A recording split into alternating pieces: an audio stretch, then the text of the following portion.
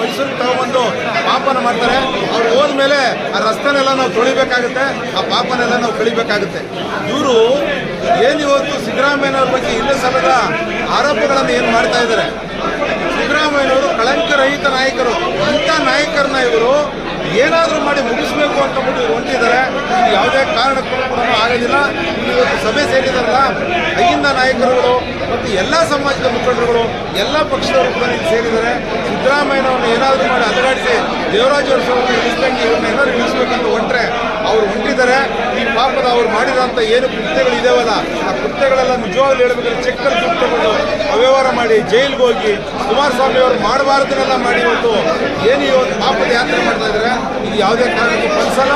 ಸಿದ್ದರಾಮಯ್ಯನವ್ರಿಗೆ ಏನೂ ಆಗಲ್ಲ. ಸಿದ್ದರಾಮಯ್ಯನವ್ರ ನಾಯಕತ್ವದಲ್ಲಿ ಅವ್ರು ಮುಂದುವರಿತಾರೆ, ಅವರು ಮುಖ್ಯಮಂತ್ರಿ ಆಗಿರ್ತಾರೆ. ಯಾವುದೇ ಕಾರಣಕ್ಕೂ ಕೂಡ ಇವ್ರು ಅಂದ್ಕೊಂಡಿರೋದೆಲ್ಲ ಸುಳ್ಳು. ಮೈಸೂರಿಗೆ ಅವ್ರು ಏನು ಕಾರ್ಯಕ್ರಮ ಮಾಡ್ತಾರೆ, ನಮ್ಮ ಕಾರ್ಯಕ್ರಮನ 6ನೇ ತಾರೀಕು ಮತ್ತು 9ನೇ ತಾರೀಕು ನಮ್ಮ ಕಾರ್ಯಕ್ರಮ ನೋಡಿ, ಆ ಕಾರ್ಯಕ್ರಮ ನೋಡಿದ ಮೇಲೆ ನೀವು ಸಿದ್ದರಾಮಯ್ಯನವ್ರ ಶಕ್ತಿ ಏನು ಅನ್ನೋದನ್ನ ಈ ಭಾಗದಲ್ಲಿ ನಾವು ತೋರಿಸ್ತೀವಿ.